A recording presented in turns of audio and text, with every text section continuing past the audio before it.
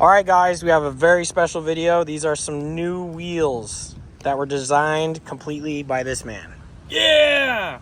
My wheel's finally being available soon. Yeah, dude, you've been working on these for years, right? Yeah, I've been wanting them for about 12 years, and I've been working on them for about a year and a half, 2 years.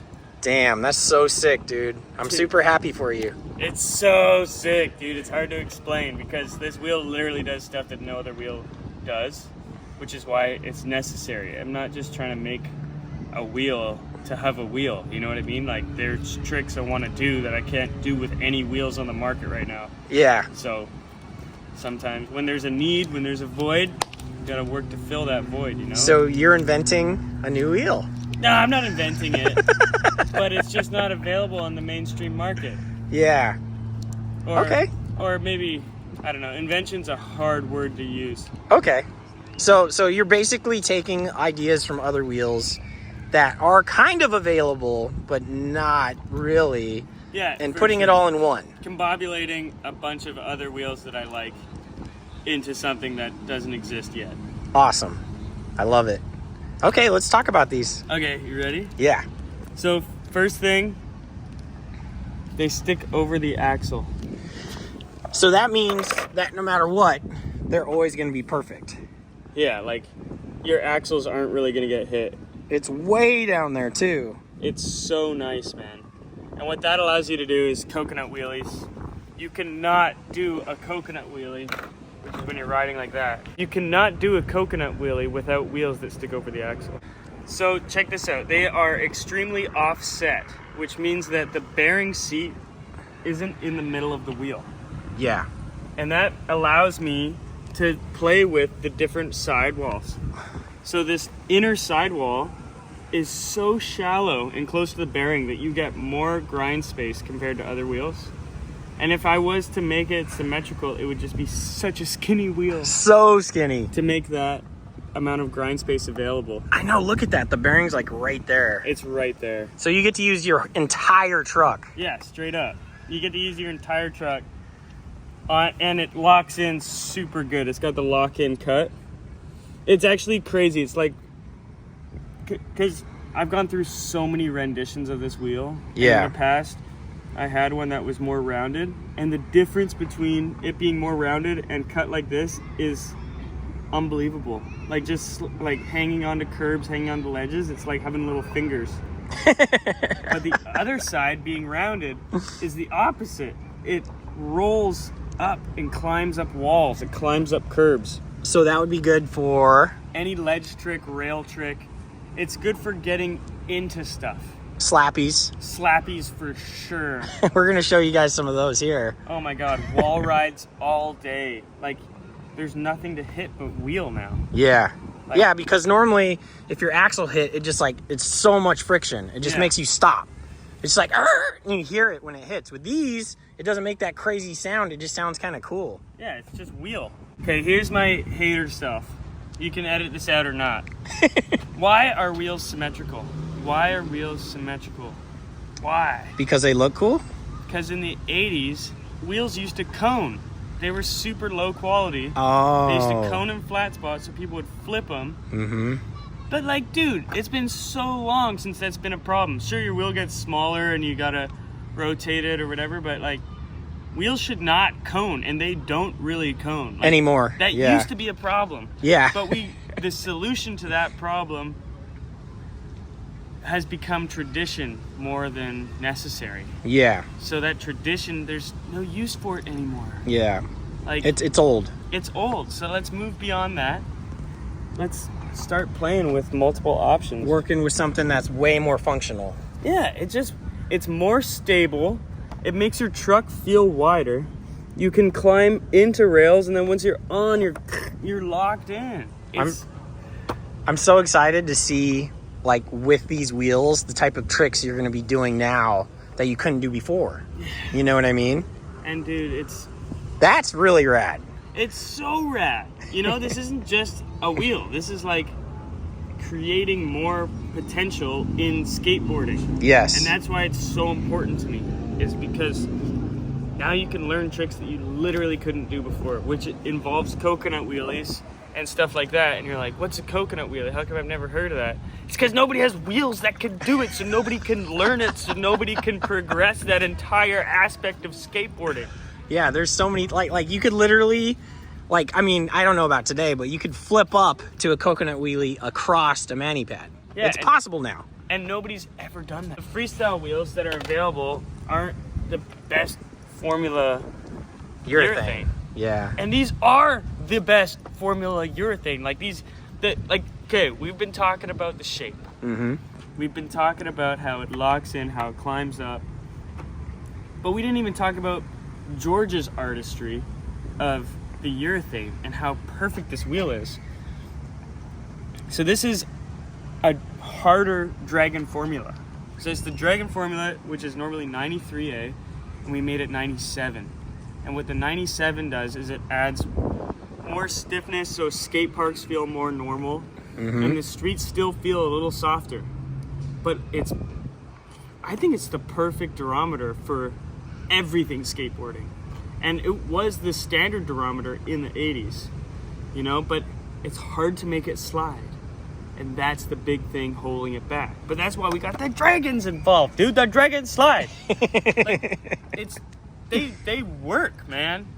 It's hard to explain. I went to Machba recently, and I was doing these long nose blunts on the ledge, and this guy stepped on my board. He's like, "How do you make these wheels slide? They're soft." And I'm like, "Try to like," and he's like, "Oh, I get it," because they're not nearly as soft as the dragons. They feel like a hard skate wheel. Yeah. But they're not that hard. They feel softer, you know what I mean? Yeah, when I was skating them in Vancouver, it was a very interesting deal because I could still power slide around and like twist around, and it slid very comfortably.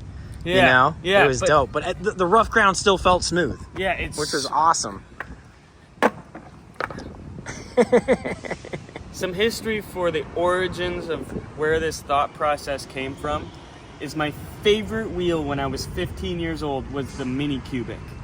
And that is a Powell Peralta wheel, 97A, super wide, sticks way over the axle, to the point that they used to sell specific tools to get your bearings out, because it would be really hard to use your axle to get your bearing out because it's that far in. Super offset, and those were like standard street wheels in the 80s. Because of their size, weight, and shape, they slid really well.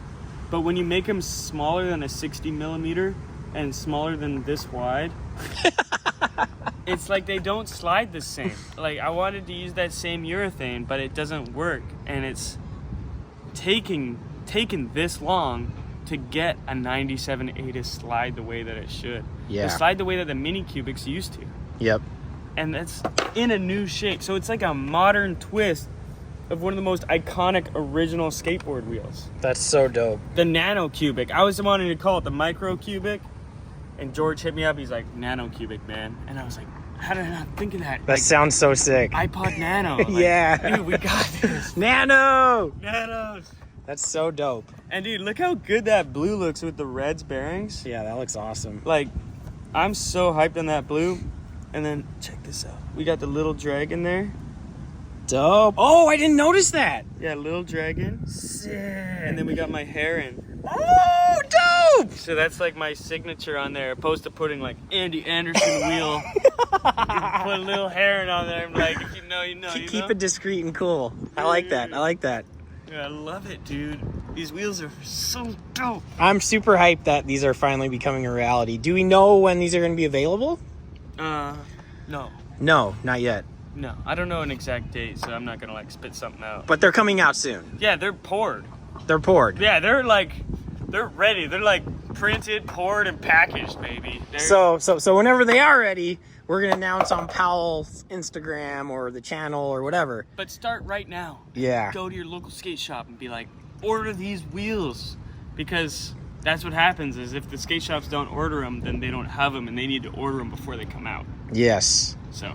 See, after watching Andy skate them in Vancouver, because we were testing them up there, I was talking to Andy. I'm like, Andy, these are kind of the best all-terrain skate wheels available. You can do almost anything with them. Yeah. And that's an amazing thing, because so many wheels, it's like you can't do a lot with them. These are the right size, the right width. There's so much you can do with them that you can't do with other wheels. And mad props to you and George, dude. Dude, it's so nice. And George is so fun and easy to work with. He's such a good listener, and he like helps me filter out my good and bad ideas, you know? Mm-hmm. He's such a good sounding board with response to like, what do I need? Like, this is what I'm looking for. What do you think about this? He goes, I tried that in the 40s and it didn't work. You know? The man who's tried all the stuff. Yeah, I'm like, what if we made boards that were like different thicknesses for your weight? And he's like, that's how we started with Quicksilver skateboards. Like, I had all the different thicknesses, and you would have like different height and different weight. But like, skaters weren't into it, man. And I'm like, here I am thinking I'm new, but that's like the oldest, schoolest idea of ever. The way back. The way back. And having that input, bro. Dude, and just the font and everything's just ripped right off of the Mini Cubic. That's so sick. That's really dope, because then all the OGs, they're gonna see it and they're gonna be like, ooh, you know? Because the Mini Cubic is not realistic to ride, bro. Yeah. Unless you want to get trucks that are like this big. Because it sticks out so far, bro. Like, Yeah. you could have an 8-inch truck and a 10-inch board, and it makes sense with those wheels. Like, Yeah. Well, sick, man. I think you nailed it with the explanation, and we'll film some skating and see how that goes. Quick bullet points for your memory. The outer wall climbs up stuff, and the inner wall keeps you on stuff. that lock-in. Climb up, lock in. Sticks over the axle, so your axles don't get messed up. No more re-threading. This inner wall is super close to the bearing, so you have the most amount of truck possible to grind. So like, skate more truck, which means that the wheels are spread out a little further, gives you more stability on the same truck. And bro, you can do coconut wheelies. Finally, for anybody. And there's a bunch of weird primo tricks, like I'm not even that good at, because I haven't had these wheels for long enough to practice. But like, you stand here and you kind of do that kind of stuff. Like, Here, do it again. We'll get it. no, I'm not good at it yet. Oh, okay. I need these wheels long enough to practice that. Like, Got you. you know? Yep. And it's crazy how many renditions you go through to get the right one. And so many times I'm like, oh, you know what? This is close enough. No, we have to make it perfect. We have to make it perfect. And the guys in the shop are like, dude, come on. Is this the one or not? And I'm like, no, we need to make this like this lock-in wall, man. This lock-in wall. I'm not going to lie. I thought it, for a fashion contest, I thought it looked a little better rounded. Mm-hmm. But it's not as functional. And Yeah. I couldn't freaking bring myself to put out something that I wouldn't be extremely 100% stoked on Yeah. all the way through. I think everyone's going to appreciate that you put that much time and effort into them. Dude, and it's funny, like this inside wall, we're like, okay, I want to design it like this, and like cut it right here, and the radius, this curve right here, the radius has to be this. And they're like, man, we're gonna have to cut a whole new blade, like it's gonna cost a lot. You sure you don't have, hey, wait, let me go check in the back. And it was like some old longboard wheel blade Yeah. that they had for like, it was not made to be functional, but it happened to match the exact specs of what I was looking for. No way. He sent me a photo of the blade for the lathe, and it's just like all rusty and stuff. I'm like, that's the one, dude. I brought it out of the woodworks, man. We found the blade. Like, it's so sick when things happen like that. It just makes you feel like it's all meant to Like be. the universe is working. Yes, it's working, baby. I love it. Woo! Woohoo! Oh man, finally. And if you got an old school cruiser you want to set up, but you don't want to put no softies on it, like you want to fully skate it, like, bro, throwback to the future. Straight up. Sick, dude. So we'll film you skating it, and you know, everyone go talk to your shops and call them or do whatever and let them know that these are coming, that you want them. You can always buy online, but bro, buy at the shop. Like, support your local business, support your local skater. Buy pro products. I love going into the skate shops, you know, Dude, checking everything out. It's such a vibe. It is. You find your shop, you drive an extra hour. Like, screw it, man. Support your shops. Do it. They're there. We need them. Yep. Otherwise, who's going to sponsor all the local legends? Exactly.